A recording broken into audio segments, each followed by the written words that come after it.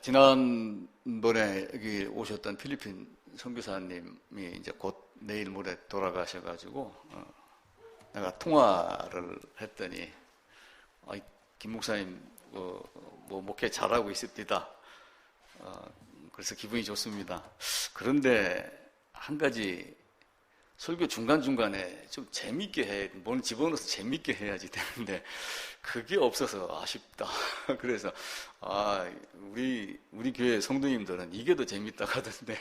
제가 이제 그렇게 하고 말았습니다. 짬짬이 중간에다 뭘 넣고 편안하게 하고 이제 이렇게 하는 것이 좋은 것 같지만 사실은 그렇게 하면서 본질이 흐려지면은 오히려 훗날 더 아름답지 못한 것들이 일어납니다. 사람 간에 어떤 존재가 있습니다. 또 그 존재와 존재 간에 관계가 있습니다.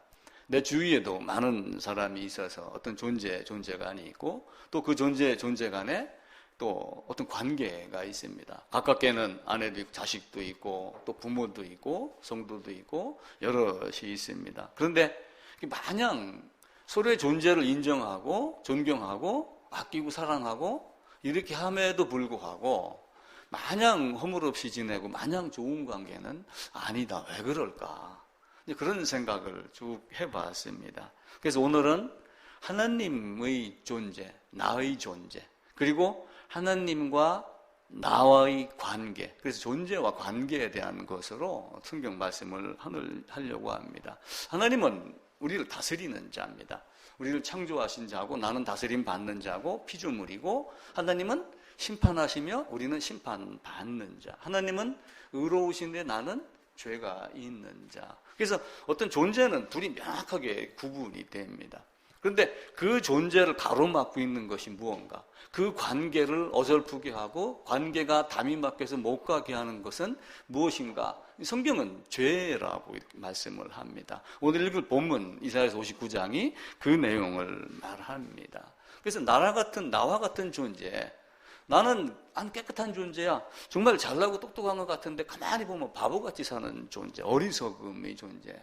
근데 지금은 모르는데 시간이 지나고 뒤돌아보면은 그때 왜 내가 그렇게 살았지? 그것밖에 생각할 수 없는 존재였는가? 어떤 이런 생각들을 가끔 하게 됩니다. 그래서 늘 깨끗하고 착하고 좋은 것 같지만 가만히 살펴보면 더러움도 많고 부족함도 많고 가진 것도 아무것도 없고 이런 존재인데 왜 이렇게 목을 뻣뻣하게 하고 교만하게 살고 잘난 척하고 살았을까? 이런 생각도 해보게 됩니다. 그런데 성경을 자세히 살펴보면은 그 원인을 다 누구에게 돌리냐면은 나에게 돌려요. 하나님에게 돌리지 아니하고 하나님은 아무런 관계가 없어요. 단지 너가 잘못했기 때문에 그렇다. 그건 모두 너 때문이다. 이렇게 말합니다. 그 내용이 오늘 본문입니다. 이사야서 59장입니다. 1절 2절만 함께 읽겠습니다. 여호와의 손이 짧아 구원하지 못하심도 아니요 귀가 둔하여 듣지 못하심도 아니라 오직 너희 죄악이 너희와 너희 하나님 사이를 갈라놓았고 너희 죄가 그의 얼굴을 가리어서 너희에게서 듣지 않으시게 함이라. 뒤로 넘기시면은 에레미야서 5장 25절입니다. 제 성경으로 9쪽입니다. 25절부터 30절까지 읽겠습니다. 너희 허물이 이런 일들을 물리쳤고 너희 죄가 너희로부터 오는 것을 막았느니라. 내 백성 가운데 악인이 있어서 새 사냥꾼이 매복함같이 지키며 덫을로와 사람을 잡으며 세상에 새들이 가득함과 같이 너희 집들에 속임이 가득하도다. 그러므로 너희가 번창하고 거부가 되어 살찌고 윤택하며 또 행위가 심히 악하여 자기 이익을 얻으려고 송사 곧 고아의 송사를 공정하게 하지 아니하며 빈민의 재판을 공정하게 판결하지 아니하니 내가 이 일들에 대하여 벌하지 아니하겠으며 내 마음이 이 같은 나라에 보복하지 아니하겠느냐 여호와의 말씀이니라. 물론 이스라엘과 유다를 향해서 하신 말씀입니다. 특별히 에레미야 선지자가 남쪽 유다에 대해서 한 말씀입니다. 근데 본문을 보게 되면 너희 죄악이, 그러니까 원인 제공을 분명하게 이야기를 해요. 하나님과 우리의 관계가 끊어진 것은 첫 번째 너희 죄악이다 라고 하는 것을 분명하게 먼저 말합니다. 너희 죄가 너희 손에 피가 가득하여 하며 하나님하고 우리하고 하나님은 아닌 거예요. 죄악에 대해서. 죄의 관점이 누구에게 다 있는 거예요? 인간에게 다 있는 거예요. 하나님은 의로우신 분이거든요. 창조주입니다. 거룩하신 분입니다. 그에게는 죄가 없느니라 죄를 알지도 못한다. 이런 분인데 모든 것의 원인은 존재와 관계의 어떤 파괴. 존재와 관계는 사실은 동전이 양면하고 똑같습니다. 아무리 얇게 종이를 잘라도 결국은 양면은 다 존재를 하거든요. 그 존재와 관계 속에서 문제는 내가 어떤 존재였는가라고 하는 것 때문에 죄악의 문제가 생깁니다. 너희 죄악이 우리와 너희 사이를 갈라놓았다. 이렇게 이야기를 합니다. 아담이 범죄로 인해서 하나님의 진노를 일으켰어요. 그 진노된 관계. 그러니까 하나님이 여기 계시고 아담이 범죄를 해갖고 하나님과 우리 사이가 뭐가 됐어요? 나는 죄가 됐고 하나님은 의입니다. 여기는 큰 부렁이 있어서 오고 가지 못하게 이렇게 되어 있어요. 모든 것의 원인은 너다. 너희 죄가. 이렇게 말씀을 하시면서 요 둘의 사이를 하나님이 우리를 바라보기를 어떻게 바라보면은 원수라고 이렇게 이야기를 해요. 이 원수는 우리가 남북한이 갈라져 있으니까 괴뢰 원수 이런 거 많이 하잖아요. 그죠? 그러니까 원수에 대한 개념을 알아요. 또 친구 사이에도 뭐 싸우고 나고 그러면 저놈은 왼수. 뭐 남편 아내끼리도 서로 저놈은 왼수. 자식도 말 안 들으면 얘는 왼수. 이런 얘기를 많이 합니다. 그러니까 왼수는 사실은 뭐냐면은 적대 감정이 있는 거예요.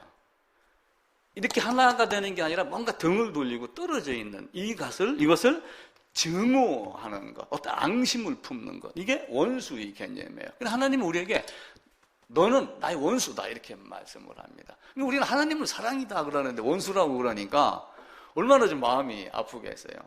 지영이가 여기 있는데 하나님 와갖고 너는 나의 원수야 이렇게 하면 나는 하나님 사랑하는데요? 아니야, 너희 죄 때문에 내가 나의 원수가 돼. 이렇게 이야기를 한단 말이에요. 그럼 그 죄를 없애야 되는데 이제 그 죄가 뭔가라고 하는 거예요. 우리가 에레미야 5장 29절 그 뒤에 30절부터 몇 절을 읽었듯이 세상 안에 뭐가 가득한 것 같이 우리 마음속에 더러운 것이 가득한 거예요. 깨끗한 것 같지만 불결한 것들이 엄청 많고 가만히 돌을 닦는다고 앉아있고 움직이지 않아도 땀이 계속 나오고 하는 것이 우리 인간의 모습입니다. 곧 우리가 원수 되었을 때 바울은 하나님과 우리와의 관계를 그렇게 이야기를 합니다. 로마서 찾아보겠습니다. 로마서 5장입니다. 로마서 5장 10절입니다.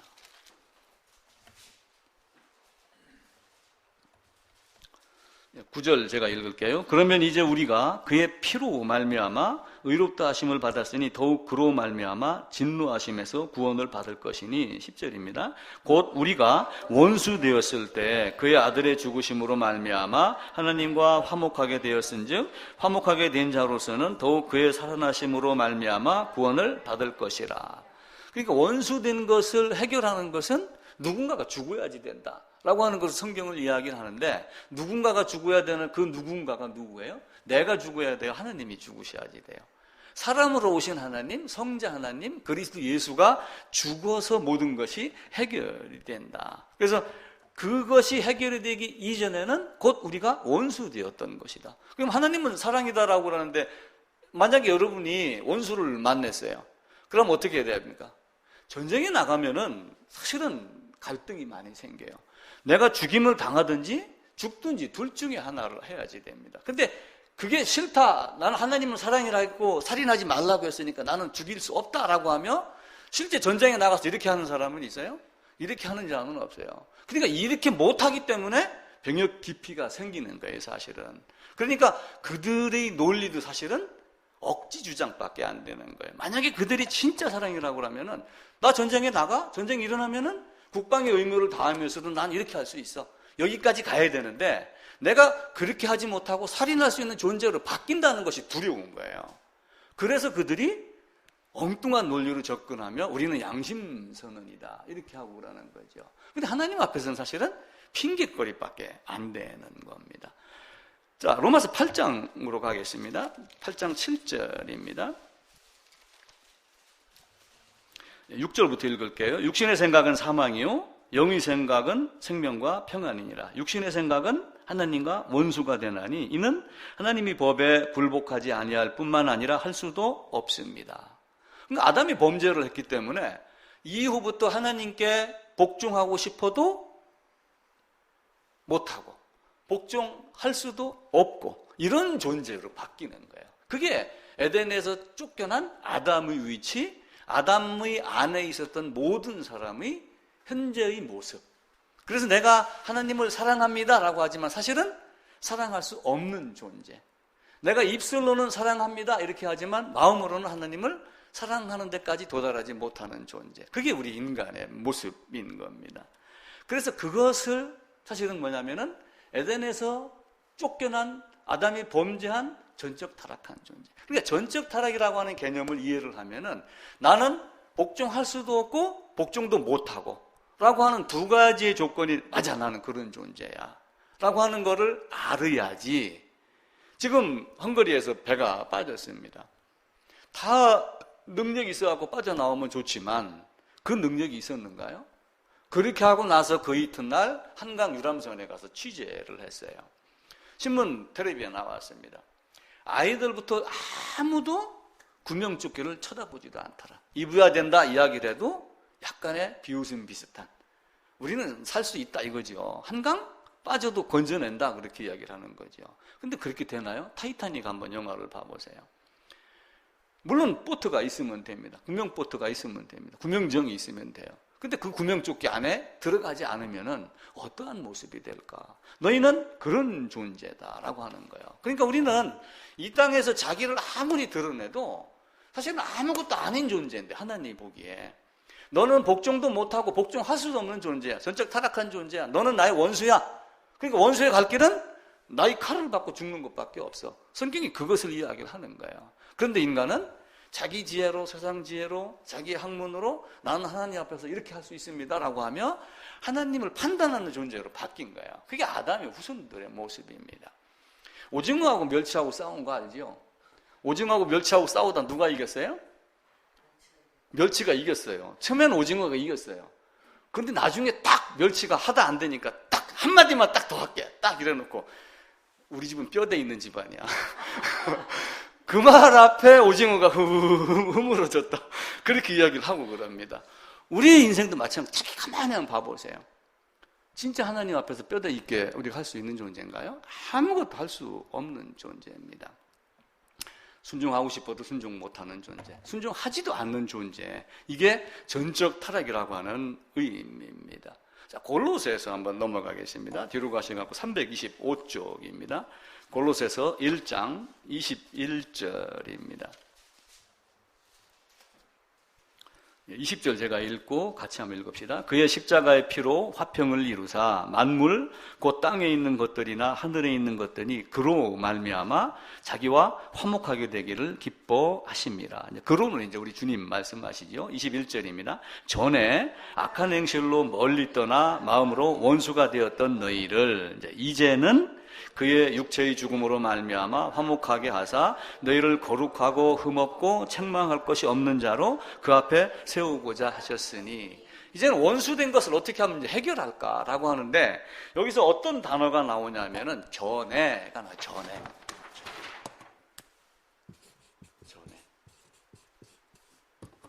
영어 시험 치셨죠? 잘 쳤죠? 98점 나와갖고 뭐 커피 한 잔 산다고 얘기를 합니다. 그 영어 중학교 때 가면 sometime 이런 거 얘기해요. 언젠가. 그 sometime이 언젠가라고 하는 전에 너희가 그때는 라고 하는 그 전에가 언제일 것 같아요? 이 전에가. 여기서 얘기하는 전에 악한 행실로 멀리 떠나. 어제? 그제? 에덴에서. 아담 안에서. 전에 너희가 악한 행실로. 근데 왜 아담에게 얘기를 하지 않냐고 나에게 얘기를 하고 성경을 보는 세상 모든 사람에게 전에 너희가 이렇게 이야기를 해요. 성경의 핵심 비밀은 연합입니다. 일부의 극히 몇몇의 신학자들은 그 이야기를 해요. 연합은 기독교의 핵심 진리다. 이렇게 이야기를 합니다. 핵심 진리. 이걸 꼭 명심을 하셔야지 돼요. 왜 그러냐면은 내가 첫사람 아담과 연합이 안 되어 있다면 내가 죄인이 될 수가 없어요. 그죠? 내가 첫사람 아담 안에 없었다면 절대로 내가 죄인이 될 수 없어요. 그러니까 연합은 두 가지 연합을 다 해야지 돼요. 이전의 연합에서 벗어나서 이쪽으로 가는 연합. 사람은 딱 두 사람밖에 없어요. 로마서 5장에 있는 대로 첫사람, 마지막 사람. 첫 아담, 마지막 아담. 이 두 가지밖에 없는 거예요. 그러니까 전에 악한 행실로 멀리 떠나 원수가 되었던 너희, 그 아담의 범죄로 말미암아 너희가 원수가 되었는데 그 원수된 것을 자기의 육체의 죽음으로 해결을 했다. 그러니까 존재와 관계가 있는데 관계가 틀어진 것은 관계를 개선하기 위해서 믿습니다라고 하고 되는 것이 아니라 어떤 존재 자체의 죄값의 죽음으로 말미암아 관계가 개선이 된다라고 하는 거예요. 그런데 사람들은 이쪽 존재에 대한 것을 해결하려고 노력하지 않고 관계 개선을 어떻게 할까? 내가 저 앞에 가서 어떻게 하면 잘 보이면 관계가 개선될까? 여기에 초점을 맞추는 거예요. 그건 아니죠. 그죠? 왜냐하면 그 마음은 순간 기분이 나쁘면은 어제 커피 타다 줬는데 다음부터 커피 타다 주나 봐라. 순간 이렇게 마음이 틀어지는 게 그것입니다. 그래서 우리 인간의 마음 갖고는 되지 않아요. 왜 악한 행실이라고 그랬어요? 왜 아담이 범죄한 게 악한 행실이에요? 아담이 원해서 범죄했기 때문에 그래요. 아담이 원해서 범죄했기 때문에 악한 행실이 되는 거예요. 사람은 두 가지로 질문을 해요. 자, 첫 번째입니다. 사탄하고 아담이 이제 범죄한 것까지만 딱 놓고 보는 거예요. 사탄하고 아담이 있습니다. 아담이 범죄를 했습니다. 누가 더 처벌을 많이 받을까요?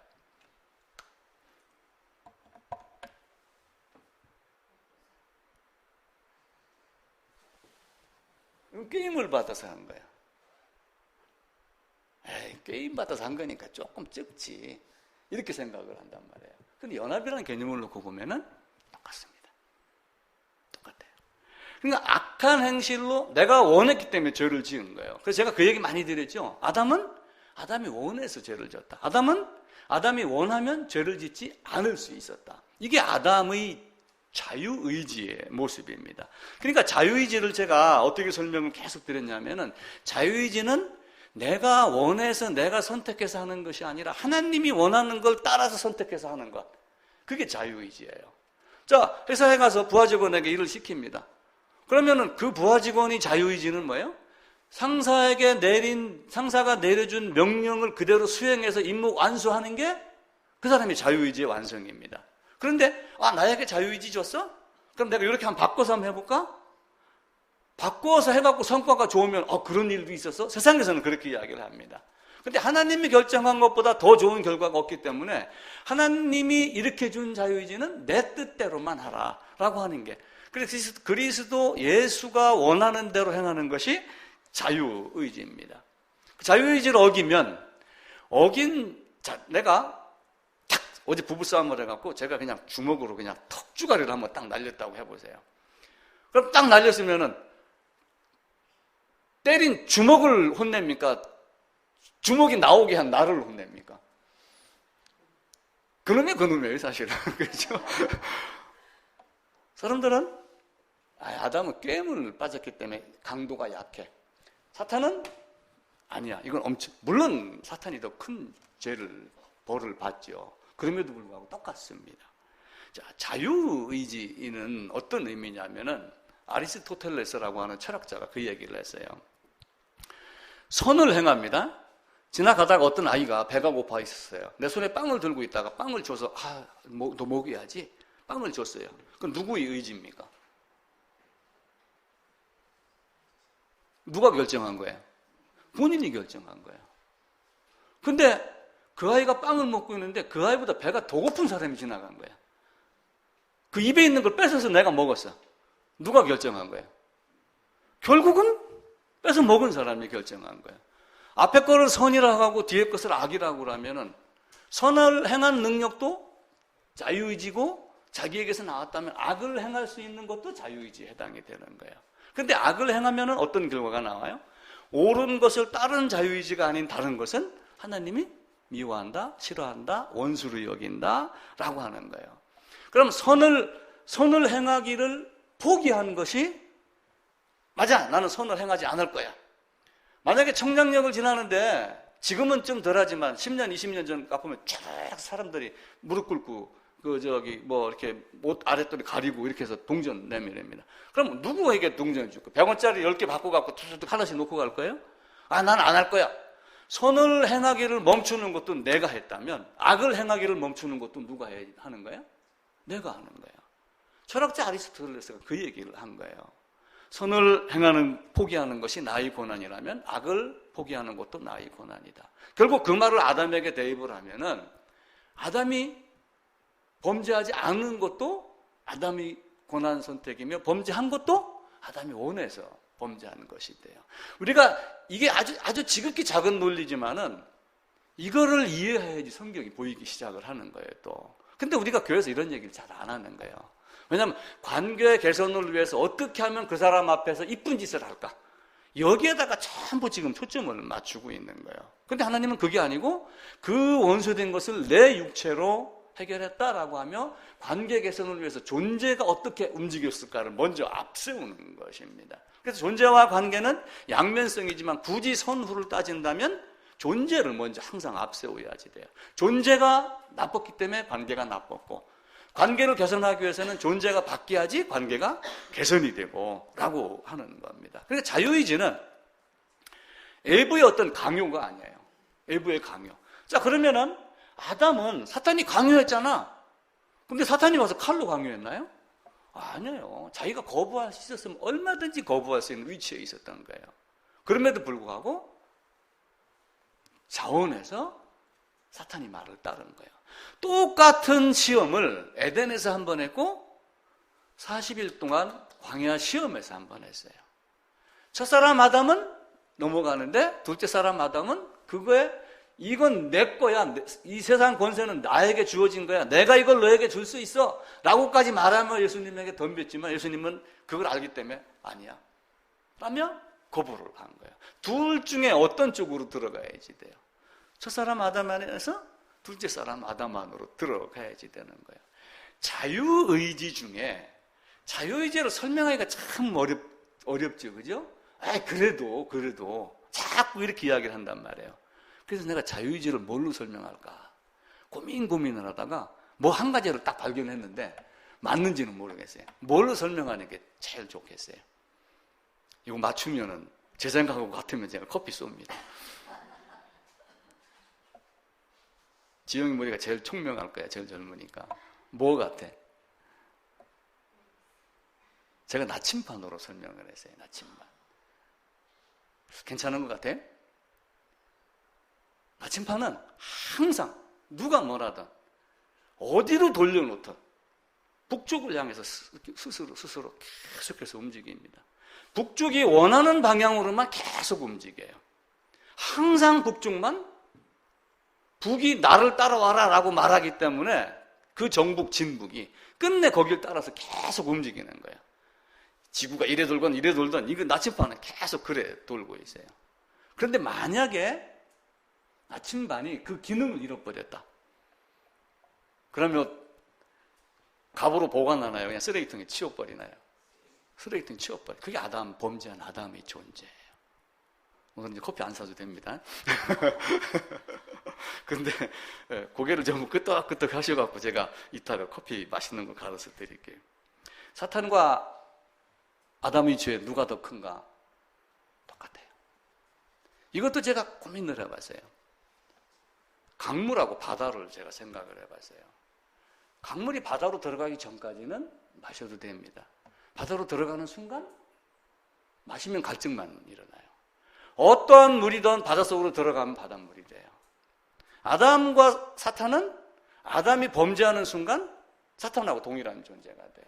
사탄하고 그 안에 그대로 들어가서 그 안에 섞여 있는 존재가 돼요. 그러니까 일반적으로는 아담은 꿰매 빠졌으니까 80대, 사탄은 스스로 하나님께 도전해서 꿰었으니까 120대 이런 개념이 아니란 말이에요. 그러니까 결국 나중에 계시록 뒤에 가면 어떻게 돼요? 둘 다 어디로 들어가요?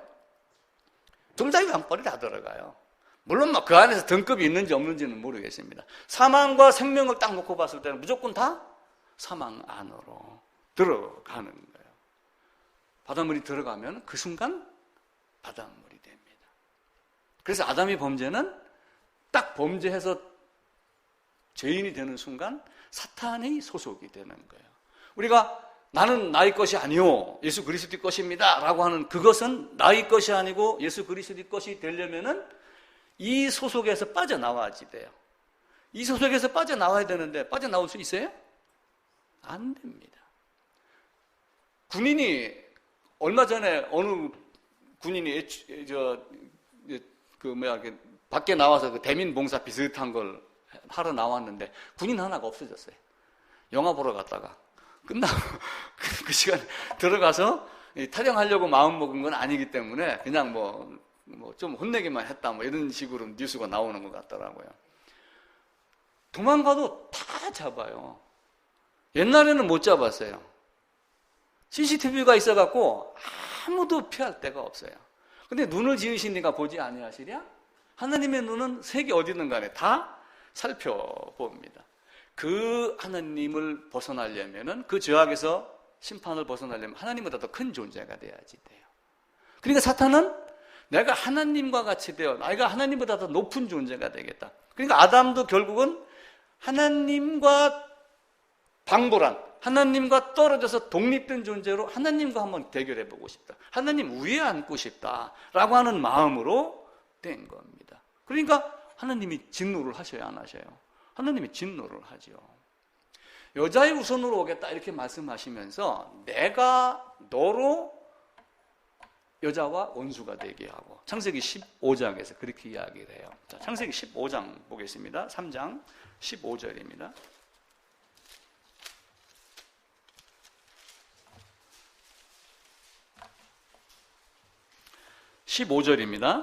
예, 한 절만 같이 읽어요. 내가 너로 여자와 원수가 되게 하고 내 후손도 여자의 후손과 원수가 되게 하리니 여자의 후손은 내 머리를 상하게 할 것이요 너는 그의 발꿈치를 상하게 할 것이라. 이렇게 하게 할 것을 누가 하겠다고 그래요? 내가가 누구예요? 하나님이 이렇게 하겠다. 하나님이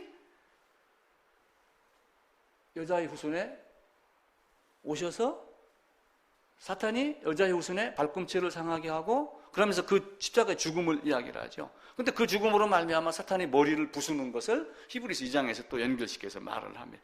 그렇게 하는 것을 하나님이 하겠다라고 이야기를 해요. 그럼 내가 너로 여자와 라고 할 때 그 여자는 누구 계세요? 아담이 범죄에 속한 모든 인류. 여자라고 해요? 하와만 말한 게 아니에요. 자, 강물이 바다로 쫙 들어가는 순간 바닷물이 됩니다. 물론 농도가 이렇게 흘러 들어가서 여기가 바다라고 했었을 때 들어간 순간 여기는 농도가 조금 얕을 수는 있긴 있어요. 근데 파도 한 번만 치면 똑같습니다. 하와의 범죄가 왜 아담이 범죄가 되는 거예요? 그래서 아담이 범죄가 하와의 범죄고 하와의 범죄가 아담이 범죄가 돼요. 그리고 결국은 또한 아담도 실제적으로 범죄를 했고요. 그렇게 해서 하나님과 원수가 된 겁니다. 그 원수가 되게 한 모든 것을 내가 그렇게 하겠다. 그리고 그 원수에서 푸는 것도 내가 풀게 하겠다. 그리고 내가 죽겠다라고 하는 거죠. 그래서 그렇게 원수가 되게 하는 것이 하나님의 구원 계획이에요. 그 안에서의 고통을 느끼고 그 마지막 사망과 진노와 하나님의 그 호령이 무서워서 빠져나가고 싶어 하는 것. 이것으로 말미암아 구원을 갖게. 그런데 대중에 그 안에 머무는 걸 좋아하는 사람들이 있잖아요. 그게 누구인지는 아무도 모릅니다.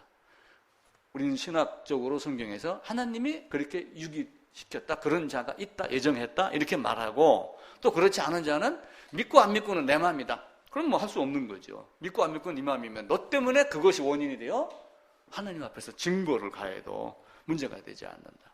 하나님은 아담이 범죄로 말미암아 기뻐한 게 아니라 하나님은 아담이 범죄로 말미암아 슬퍼했고 원수된 걸 안타까워했고 자기까지 죽여서 해결하고 싶어했고 즉 죄악을 기뻐하는 하나님이 아니다.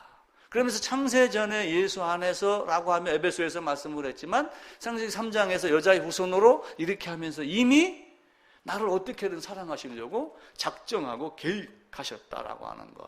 근데 그렇게 하기 위해서는 그 사탄 안에 속한 것이 얼마나 괴로웠던가 라고 하는 것을 알아야지 된다 라고 하는 많은 개념들이 포함이 됩니다. 아마 마지막 날 영원한 형벌 안에서 둘이 엄청나게 싸울 거예요.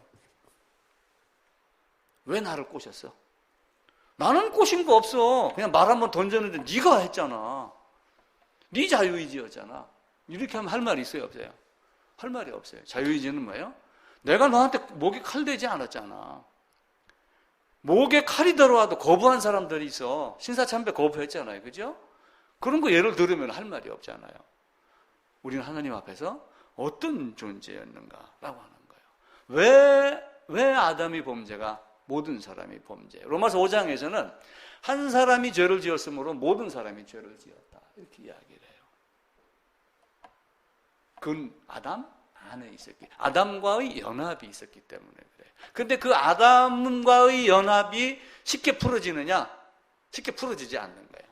죽지 않으면 빠져나올 수 없는 그것을 성경에서는 말합니다. 그래서 첫사람 아담과의 연합에서 빠져나와갖고 둘째 사람 아담하고의 연합이 되어야지 됩니다. 근데 우리는 일반적으로 죄의 전가에 대한 이야기를 해요. 아담이 범죄를 해갖고 내가 죄인이 됐어. 그러니까 아담의 죄가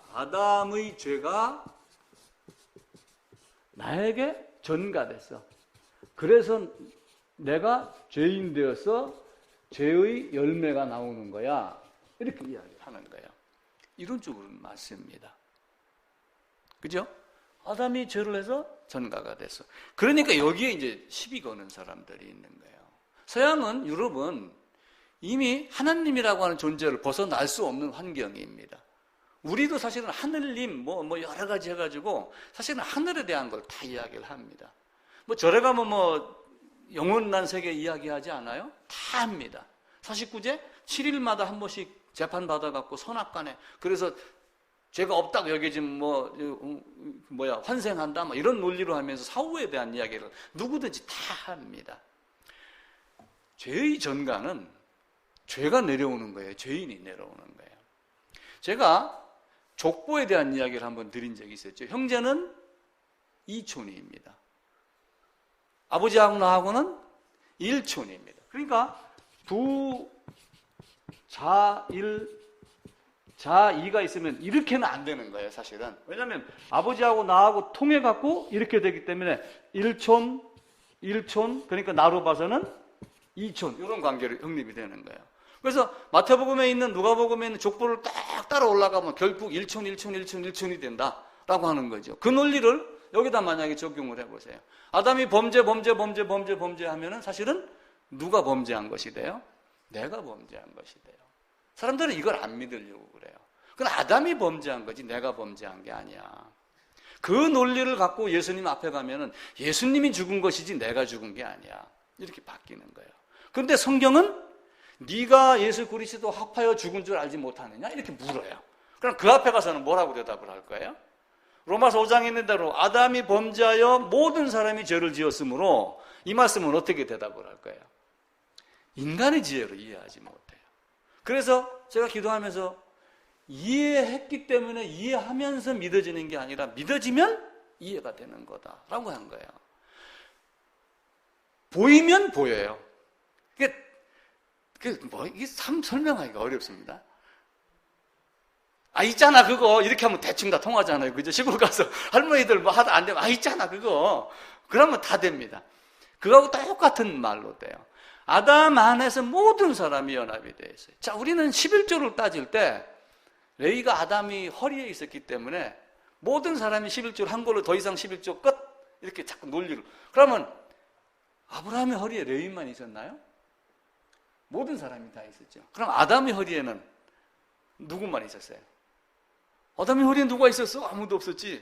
에덴 밖에서 가인하고 아벨만. 그랬 따지면 거꾸로 올라가서 쭉 봐보세요.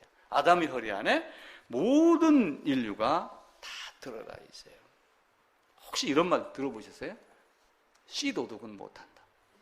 이런 말이 있어요. 씨도둑은 못한다. 아무리 남의 집 가풍 뭘 다 흉내내고 싶어도 그거 내려가는 것은 내가 뺏어올 수 없어요. 그 시에는 잠자는 코 고는 소리까지 닮는다 이런 얘기를 하잖아요. 심하면은 발가락도 닮았다 이런 얘기를 하고 그러잖아요. 그 첫사람 아담이 범죄한 그 아담의 허리에 있던 그 씨는 속이지 못합니다. 그 둘이 관계에서 빠져나오는 것은 죽음 이외에는 아무도 없어요. 근데 로마서에서 한 사람이 범죄했으므로 모든 사람이 범죄했다라고 하며 로마서 한번 찾아봅시다. 로마서 5장입니다.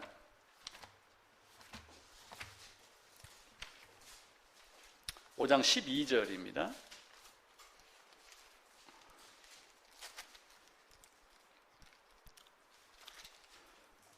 그러므로 한 사람으로 말미암아 죄가 세상에 들어오고 죄로 말미암아 사망이 들어왔나니 이와 같이 모든 사람이 죄를 지었으므로 사망이 모든 사람에게 이르렀느니라. 그러니까 모든 사람이 죽는 것의 증거가 결국 뭐예요? 모든 사람이 죽는 걸로 말미암아 모든 사람이 죄인이다 라고 하는 것이 또 사실은 역설적으로 증명이 되기도 합니다. 그런데 13절에 보면은 죄가 율법이 있기 전에도 있었으나 율법이 없을 때는 죄를 죄로 여기지 아니하였다 라고 이야기를 하면, 그러면 시내산 율법 이전에는 이렇게 또 따지는 사람이 있어요. 그럼 율법은 언제 줬어요? 시내산에서 줬잖아요. 그리고 아담에게 준 율법은 또 생각하지 않아요. 먹으면 죽는다 라고 하는 것. 그런데 그 율법이 사실은 어디에 다 기록이 되어 있어요? 그 앞으로 가게 되면은 2장입니다. 2장 14절입니다. 율법 없는 이방인이 본성으로 율법이 일을 행할 때에는 이 사람은 율법이 없어도 자기가 자기에게 율법이 되나니 이런 이들은 그 양심이 증거가 되어 그 생각들이 서로 혹은 고발하며 혹은 변명하여 그 마음에 새긴 율법의 행위를 나타내느니라. 그러면서 이미 마음판에 새긴 율법이 다 있는 거예요. 있는데 그것을 감추고 변명을 하기 때문에 끄집어내서 돌파에다가 글로 새겨가지고 핑계할 수 없도록 이렇게 만들었습니다. 그래서 모든 사람에게는 본성이 있고 양심이 있어서 로마서 2장에 보게 되면은 무슨 얘기를 하냐면은 자기가 자기에게 율법이 되고 그 양심이 증거가 되어 그 생각들이 서로 혹은 고발하며 혹은 변명하며, 그래서 자기가 어떤 일을 해놓고 자기 스스로 검사가 돼요. 아, 잘했어. 아, 잘못했어. 아, 뜨끔해. 그래놓고 한쪽에서는 또 변호사를 금방 데리고 옵니다. 에이, 그거 괜찮은 거야. 그래놓고 또 조금 있다 판사로 바뀌어요. 됐어, 끝. 이 정도는 넘어갈 수 있어. 그 안에 양심, 본성, 모든 검사, 판사, 변호사가 자기 안에 다 있는 거예요. 근데 바울이 그걸 끄집어내갖고 아니야, 그건 아니고 네가 하나님 앞에서 어떤 존재가 되어 있길래 그렇게 된 거야 라고 하는 것을 우리에게 가르쳐 주는 겁니다. 하나님은 우리에게 이 존재와 관계의 그 양면성에서 내가 어떤 존재가 먼저 되었는가를 계속해서 살피게 됩니다. 내가 죄인입니다. 죄 전가가 됐다고 그러니까 이제 예전에 뭐 펠라기오스, 반펠라기오스, 아르미누스 해갖고 하나님을 다 인정하는 존재들이 죄의 전가가 될 수가 없다. 아담하고 나하고는 별개의 인격이기 때문에 죄의 전가가 안 된다. 이렇게 이야기를 하면서 한편으로는 심판은 두렵기 때문에 인간이 개선할 수 있다. 이렇게 되는 거예요. 그런데 가만히 보니까 성경이 죄의 전가를 이야기를 하거든요. 그러니까 또 어떤 사람이 나와가지고 죄의 전가는 맞아. 그럼에도 불구하고 인간이 개선할 수 있어. 인간이 뭔가 들이밀어야지 돼. 그런데 성경이 또 예정을 얘기를 하니까 예정이야 아니야 라고 막 따지다가 예정은 맞아. 근데 누가 믿을지 하나님이 알고 그 믿을 사람이 믿었습니다라고 하니까 결정만 한 거야. 맞아서 너는 믿은 자야. 이렇게 하면 하나님의 권세가 아닌 인간의 권세, 인간의 능력을 앞세우면 하나님은 결제하는 하나님으로만 얘기해주는 거예요. 그래서 그게 아니다. 죄의 전가가 아니고 결국은 뭐예요? 아담의 허리에서 나온 그 인간. 그래서 나는 아담 안에서 범죄한 나는 아담 김관식이다. 이렇게 이야기를 한 거예요. 그래서 연합이라고 하는 개념을 우리가 철저하게 이해를 하셔야지 됩니다. 원죄라는 개념도 이해를 하셔야지 되는 거예요. 자, 원죄는 뭐예요? 원죄는 뭐예요? 원죄를 어떻게 지금까지 알고 계시는 거예요? 원죄. 예? 원죄 가진 자가 누구예요? 아담. 제가 1번 저거 하면 아담만이 아니란 얘기죠. 이 안에 있는 나예요, 사실은. 그래서 원죄라는 개념은 네가 요 안에 속했다라고 하는 것을 확정하는 말이 원죄예요. 그런데 우리는 여기에서 빠지면서 아담 때문에 나는 죄를 지은 거야. 그 인간들이 나와가지고 못된 짓을 하는 걸 보고 내가 배우고 모방하고 이렇게 해서 죄인 된 거야. 나는 행위를 열심히 하고 깨끗하게 하면 돼. 이런 논리로 접근을 한단 말이에요. 그래서 원죄라는 개념은 네가 바로 그 놈이야 라고 하는 것을 증명하는 말이 원죄라고 하는 겁니다. 그런데 교회는 지금까지 어떻게 해요? 계속해서 인간에게는 원죄가 있고 그리고 자범죄가 있다. 아담이 범죄한 원죄는 십자가로 해결을 했는데 이거는 계속해서 해결을 해야지 된다. 당연히 회개하는 삶이 돼야 되죠. 다윗도 범죄했는데 어떻게 했어요? 회개했잖아요. 하나님이 다윗을 선택했습니다. 아브라함을 선택했습니다. 마누라 팔아먹을 것까지도 갔었잖아요. 아브라함이. 그죠? 이삭은 어떻게 했습니까? 하나님이 택하여 내가 야곱은 택하여 이렇게 했지만서도 가가지고 이 여자 저 여자 많이 탐냈잖아요. 그럼에도 불구하고 뭐예요? 성화, 정신적 성화, 근본적인 성화, 이 관계를 우리가 이해를 하시면 됩니다. 근데 아담이 십자가를 지면서 원죄를 해놓고 나머지는 자범죄는 우리가 회개해야 돼라고 하면서 지금 논리가 어떤 식으로 되냐면 올가매는 형태의 모습이 된 거예요. 여기를 벗어나면 안 돼. 너희가 멀리 떠나도 본교에다 헌금해야 돼. 이렇게 하면서 늘 뭐라냐면 그 안에다가 묶어놓고 가둬놓고 너는 나의 손아귀를 벗어날 수 없어 라고 하는 것으로 가는 거예요. 성경은 바울은 복음을 전해놓고 회개의 삶을 계속해서 가르쳐요. 이거는 완벽하게 해야지 돼요. 그래서 우리가 점진적인 성화라는 이야기를 계속해서 하는 거예요. 살다 보면은 여러 가지 문제가 나오기 때문에 잘못을 때로는 혼나고 이런 것들도 있습니다. 욥기가 결국은 뭐예요? 죄인도 뿐만 아니라 거듭난 자도 하나님의 자녀도 범죄할 수 있다. 어려움에 빠질 수 있다. 이게 욥기가 주는 개념이에요. 그럼 하나님은 자기 자손에게 왜 그렇게 해요? 강한 쇠를 만들기 위해서 용광로가 필요한 것하고 같은 이치로 보시면 됩니다. 그래서 사람은 원죄와 자범죄로 나누고 그러지만 그들이 나누는 원죄와 자범죄의 개념이 아니라 내가 거듭나서 뿌리를 내리고 줄기가 올라오고 가지가 나오고 열매 싹이 맺혔는데 바람이 불어와서 흔들렸을 때 그때 내가 고개를 숙인 것 이거 쭉 뻣뻣하게 나가고 대항했어야지 됐는데 라고 하는 이런 거에서 벗어나는 것. 그래서 원죄는 내가 아담 안에 있었던 사람이라고 하는 것을 증명해 주는 것이 원죄라고 하는 거예요. 나는 그냥 단순하게 아담이 후손이 아니라 세상에는 딱 두 사람밖에 없다는 걸 우리가 이해를 하셔야지 돼요. 로마서 5장 보겠습니다. 12절 아까 우리가 잠깐 봤죠. 한 사람으로 말미암아 죄가 모든 사람이 들어왔으므로 사망이 모든 사람에게입니다. 자 15절입니다. 그러나 이 은사는 범죄와 같지 아니하니 곧 한 사람이 범죄로 말미암아 많은 사람이 죽었고 또 한 사람 예수 그리스도로 말미암아. 이렇게 하면 16절, 17절부터 21절까지 한 사람 이야기를 계속해서 이야기를 합니다. 그래서 그 첫사람 아담 안에 있느냐, 둘째 사람 아담 안에 있느냐라고 하는 거예요. 어느 사람이든 부모를 선택하여 태어나지 못합니다. 어느 사람이든 태어나는 그 자체가 족보가 돼요. 그걸 이제 생태적 출생, 태생이 그렇다. 우리가 그렇게 이야기를 해요.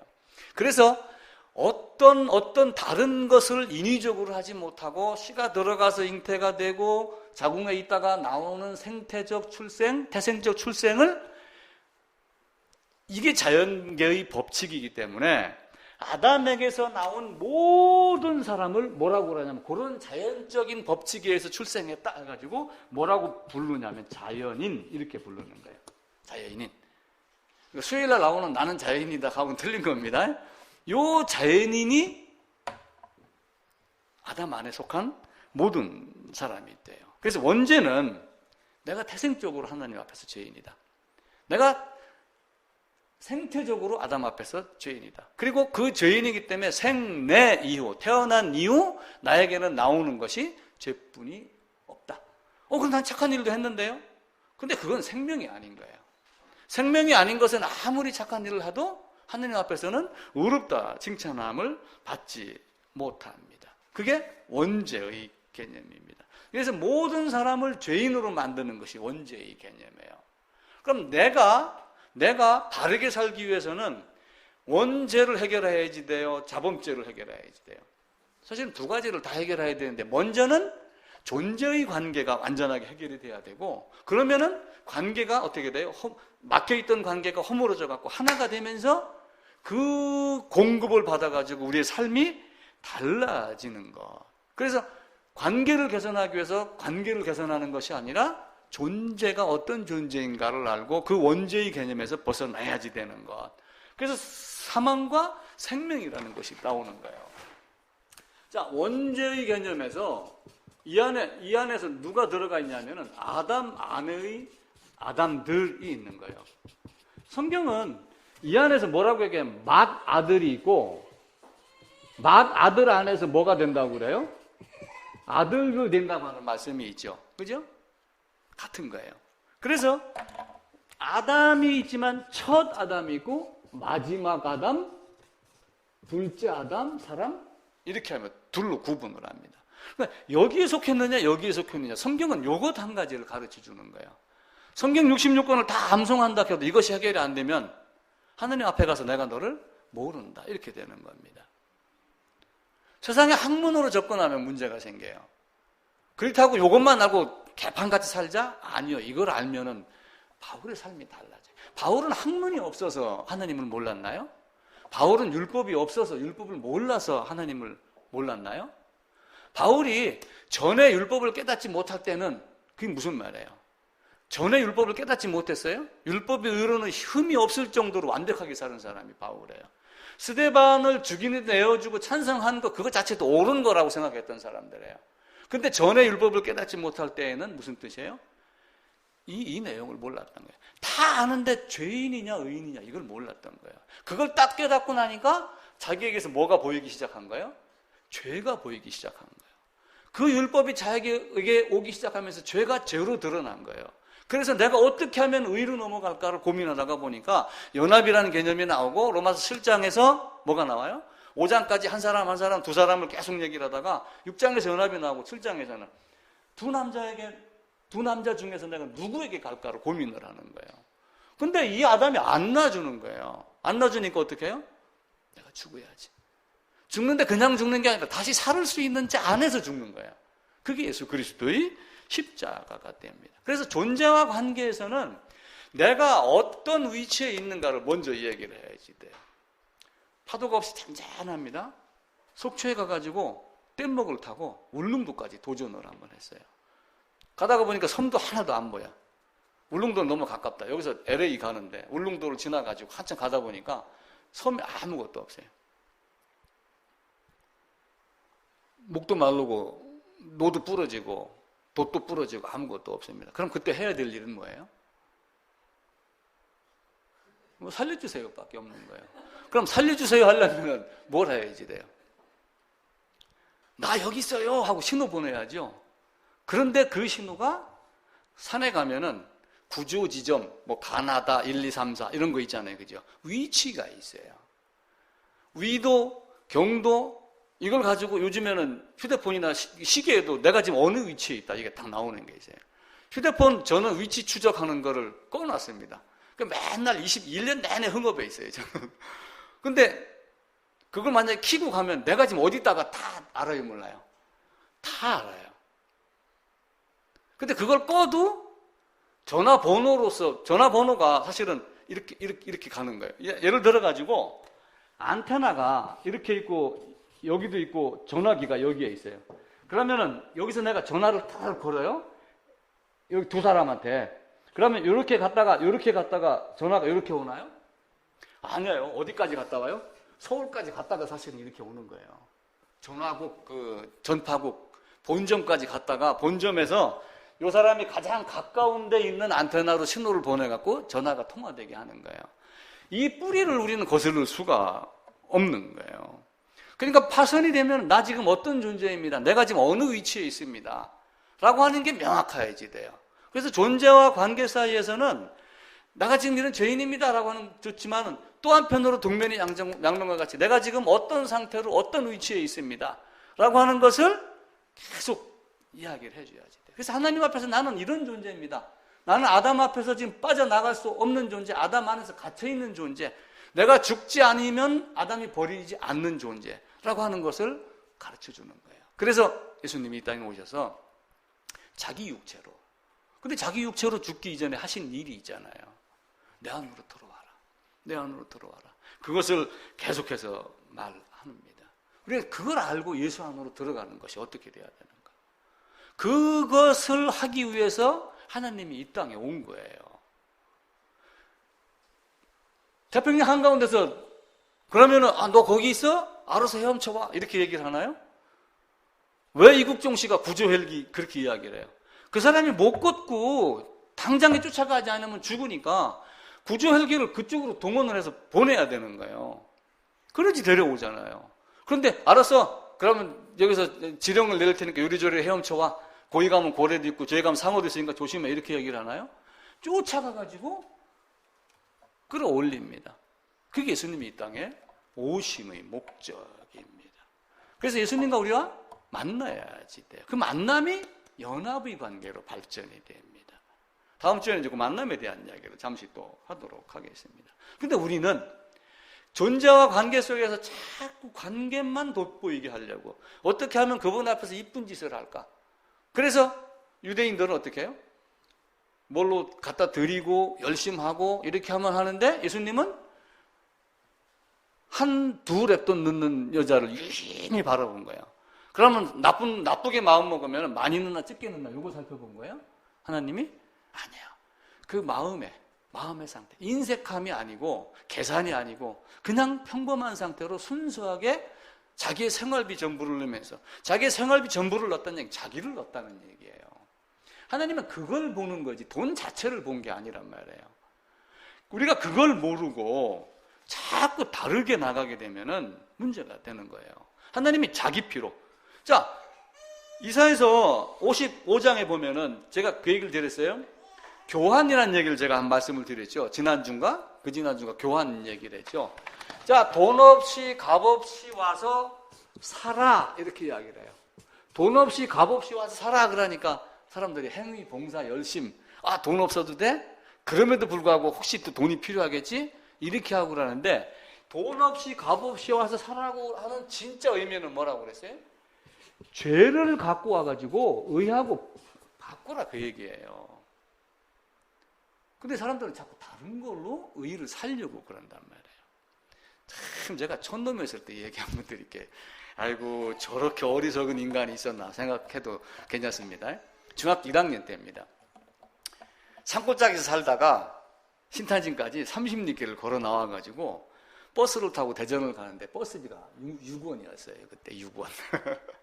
버스비 6원이 없어갖고 대전까지 한 20km를 걸어 다닌 적도 있었어요. 근데 이제 하숙을 하게 됐는데 우리 모친이 하숙비를 돈으로 안 주고 쌀로 준 적이 있었어요. 쌀을 한 가마니를 한 마를 주고 짊어지고 갖다 주라는 게 대전까지. 그러고 이제 그날이 마침 장날이었어요. 이제 학교를 가야 되니까 일요일 날에 나와야 되잖아요. 쌀을 한 말 짊어지고 가다가 여기 탁 꾀가 생긴 거예요. 장군들이 자전거하고 리아카를 끌고 이제 시골로 파고 들어옵니다. 그럼 그 사람들이 쌀을 한 말에 100원을 주고 사요. 그럼 자기 자전거에다 싣고 리아카로 구름마로 싣고 나가서 대전 가서 얼마에 팔아요? 150원에 파는 거예요. 내가 그걸 생각을 못하고 여기서 100원 그러니까 쌀 한 마를 100원에 팔았어요. 100원을 들고 이제 대전에 간 거야. 대전 가서 100원 주고 쌀을 한 마를 살라니까 돼요, 안 돼요? 그때 내가 알았어요. 세상이 그런 게 아니구나. 그러다가 내가 그 생각이 퍼뜩 나가지고 하나님 앞에 갈 때 마지막에도 다급하면은 150원, 200원을 들이대도 못 산다는 걸 내가 생각을 한 거예요. 하나님 안에서 벗어나야지 되는 것. 사탄 안에서 벗어나서 하나님 안으로 들어가는 것, 돈 없이 값 없이 와서 살아라고 하는 것은 죄를 주고 의를 사라는 거지 다른 걸 주고받고 사라는 건 아니에요. 성경은 이야기를 합니다. 이걸 주고 사라고 했는데 왜 너희가 양식이 아닌 것을 은을 달아주며 양식이 아닌 것을 위해서 왜 은을 달아주느냐. 이사야서 우리 55장 많이 읽어봤죠? 한번 더 읽어보겠습니다. 이사야서 55장입니다.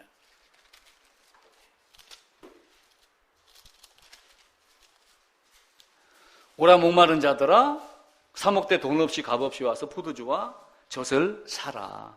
2절입니다. 너희가 어찌하여 양식이 아닌 것을 위하여 은을 달아주며 배부르게 하지 못할 것을 위하여 수고하느냐? 나에게 와라. 6절에 너희는 만날 때, 여호와를 만날 때에 나를 찾아라. 그러면서 이게 이사야서 1장으로 연결이 되면은 오라 와서 변론하자. 너희 죄가 주홍 같을지라도 양털같이 희게 하리라. 그러면서 너희 죄를 갖고 와라. 내가 의의를 주겠다. 라고 하며 죄를 없애는 방법을 자기 육체로 그 담을 허시고 라고 하며 죄인의 죽음을 우리에게 가르칩니다. 사탄은 악랄해요. 막대사탕으로 유혹도 하지만 때로는 칼도 대고 그럽니다. 일본군하고 똑같아요. 안동에 독립군 출신들이 많습니다. 안동이 의외로 많아요. 안동에 임청각이라고 하는 건물이 하나가 있는데 그게 독립운동가 어느 분의 집입니다. 근데 바로 앞에 낙동강이 흐르면서 참 터도 좋고 경치도 좋아요. 뷰가 굉장히 좋습니다. 근데 일본군이 그 집을 헐어버리고 마당으로 철길을 내버렸어요. 그래가지고 임청각에서 낙동강이 보이지 않게 해버린 거예요. 이제서 이제 우리나라가 그 철길을 다른 길로 돌려가지고 그 건물을 살리고 그러면서 보여주게 이렇게 하고 그럽니다. 하나님은 그 사탄이 악랄한 짓, 때로는 칼로, 때로는 막대기로, 사탕으로 이렇게 하면서 유혹하고 그럴 때 그래놓고 결국은 네가 했잖아. 나중에 사탄이 하나님 앞에 가가지고 너 왜 그랬어? 왜 아담 범죄하게 했어? 아니요, 저는 그냥 막대기 사탕만 하나 줬는데 아담 저놈이 지가 와서 먹었어요. 이렇게 얘기를 하면은 아담은 유구무원이 되는 거예요. 우리는 성경에서 무엇 얻기를 바라요? 내가 어떤 존재인가? 그것을 예수님이 3년간 제자들을 가리키면서 제자들이 따라다녔지만 알지 못했어요. 알았는데 모르는 거예요. 그러니까 주님이 부활했어도 이게 무슨 뜻인지 부활한다는 얘기는 들었는데 그걸 몰랐던 거예요. 그러다가 손가락 넣어보고 하겠습니다. 보여달라는데 왜 안 보여줍니까? 뭐 기타 등등 막 이렇게 하다가 나중에 나의 주여 나의 하나님 그걸 아는 거예요. 그리고 물고기 잡수고 한 그분이 주님이구나라고 하는 걸 나중에 알고 부활하신 하나님을 알고 40일 동안 가르침을 받으면서 그제서 그 하나님이 그동안의 비유로 풀어서 말씀했던 이런 모든 것들을 다시 배우고 그들이 바뀌어가기 시작을 한 거예요. 그 열흘새에. 그래서 성령 충만한 사건이 오순절이에요. 방언하는 게 오순절이 아니고 그 방언을 여기에 중국 사람이 오면 중국말로 통역을 하세요. 그게 진짜 사도행전 2장에 있는 방언의 모습이에요.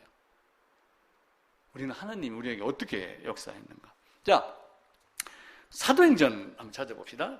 뒤로 가셔가지고 사도행전에 보면은 우리 암송하는 게 하나가 있어요. 사도행전 4장에 보면은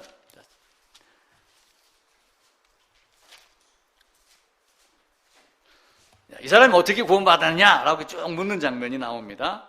그러면은 12절을 암송합니다. 12절입니다. 다른 이로서는 구원받을 수 없나니 천하 사람 중에 구원을 받을 만한 다른 이름을 우리에게 주신 일이 없습니다. 이거는 바꿔 얘기하면은 교환하고 증여로 줄 수 있는 자, 그 교환 안에 증여의 법칙 안에 들어갈 수 있는 분은 예수밖에 없다라고 하는 거예요. 그 교환의 장소는 우리 주님의 십자가. 죄를 주고 의를 살 수 있는, 죄인이 죽고 의로 살아날 수 있는 그분 안에서 그것을 했었을 때 로마서 7장 1, 2, 3, 4, 5절이 성취가 되는 겁니다. 우리는 그 삶을 통해서 교회당 앉아있다고 다 성도는 아닙니다. 우리가 이걸 냉철하게 이해를 하셔야지 돼요. 어떤 사람은 이렇게 얘기합니다. 누구나 목사가 될 수 있지만 아무나 목사가 되는 건 아니다. 그 단어를 바꿔놓으면 누구나 교인이 될 수 있지만 아무나 성도가 되는 건 아니다. 그렇게 돼야지 돼요. 흔히 하는 말로 겉다리로 노는 사람들 보고 이렇게 이야기를 해요. 처삼촌 벌초하듯이 하지 마라. 처삼촌 묘 가서 벌초하는 거 대충 하죠. 자기 부모도 아닌데. 처삼촌 벌초하듯이 교회당 안에서 앉아갖고 아멘 하다 가면은 아무것도 안 있게 돼요. 내 것 같이 그렇게 해야지 됩니다. 근데 그것이 나는 할 수도 없고 하려고 해도 안 되는 존재. 누구의 힘으로? 오직 주님, 예수님의 힘으로. 지난 5월 달에 가정의 달이었고 어린이날이 있었고 그랬습니다. 신문에 나왔어요. 어느 버스 정거장에서 한 사람이 피켓 시위를 했어요. 아마 서울이나 뭐 지방 어느 도시겠죠. 휴대폰을 들고 앉아있고 휠체어를 타고 앉아있어요. 휠체어를 타고 앉으면 제대로 어디 다닐 수 있어요? 없어요? 없습니다. 우리나라가 많이 개선한다고 하면 아직 멀은 거예요. 근데 그 사람이 피켓에 어디든 통화할 수 있지만 어디든지 갈 수는 없다. 이렇게 돼 있어요. 어디든 통화할 수 있지만 어디든지 갈 수 없다. 그게 인간의 한계예요. 우리는 쌀 떨어지면 라면 사 먹으면 돼. 에이, 흉년대? 그럼 뭐 저 파리바게트 가면 빵이 있잖아. 우리는 이렇게 생각을 하는 거예요. 근데 그것이 근본적으로 쌀이나 밀가루에 의해서 나온다는 거 사람들이 생각하지 않아요. 쌀이 사과나무 같이 있는 줄 알고 쌀나무 어딨냐고 시골 가서 찾는 아이들이 있어요. 서울 아이들은. 근본이 무언가, 존재가 무언가. 왜 관계가 틀어졌는가? 그거는 우리의 행위 때문이 아니라 존재 자체가 어긋났기 때문에 그렇다라고 하는 거예요. 죽음에서 벗어날 수 있는 것은 우리 주님 한 분만 풀 수 있는 겁니다. 근데 그게 머리가 굵어가면 안 돼요. 머리가 굵어가면 안 되고 머리가 자꾸 작아졌었을 때 이게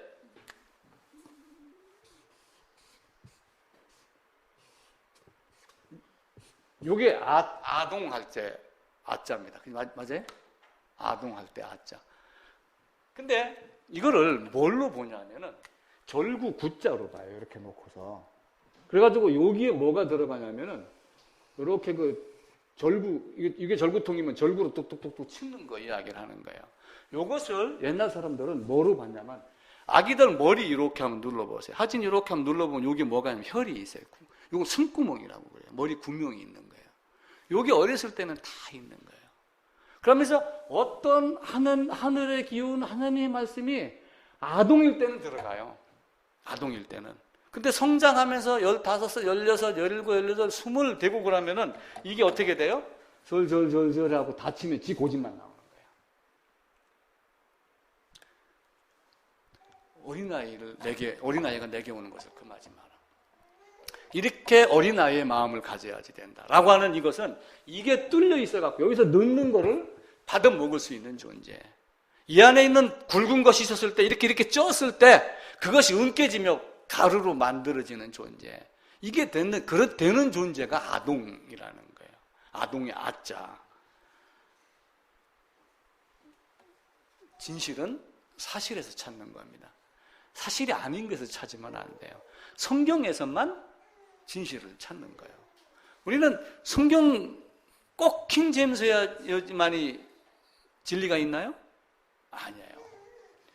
추는 이광수라고 하는 사람이 무정 뭐 해가지고 뭐 수술도 쓰고 뭐 우리 중학교 뭐 이럴 때 보면은 그 뭐 추는 이광수 뭐 해갖고 뭐 나오고 그럽니다. 저는 문학의 소질이 없으니까 많이 못 봤지만 문학을 하는 사람들은 그 이광수 책을 보고 문학에 대한 걸 많이 배웠어요. 근데 추는 이광수가 그러다가 뭐가 됐냐면 친일파가 됐어요. 그러면 그 이광수가 쓴 책을 보고 문학을 배운 사람들이 다 따라서 친일파가 됐나요?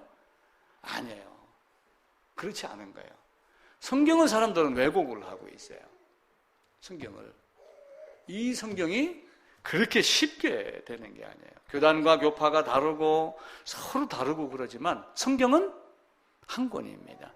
모두가 다 다르다라고 하지만 하나님은 한 분입니다. 설령 글자가 오탈자가 있고 빠진 게 있고 번역하는 과정에서 약간의 에러가 있을 수 있지만 하나님은 애적 부르심으로 세상의 모든 사람에게 하나님 말씀이 다 들릴 수 있도록 만들어 놓은 거예요.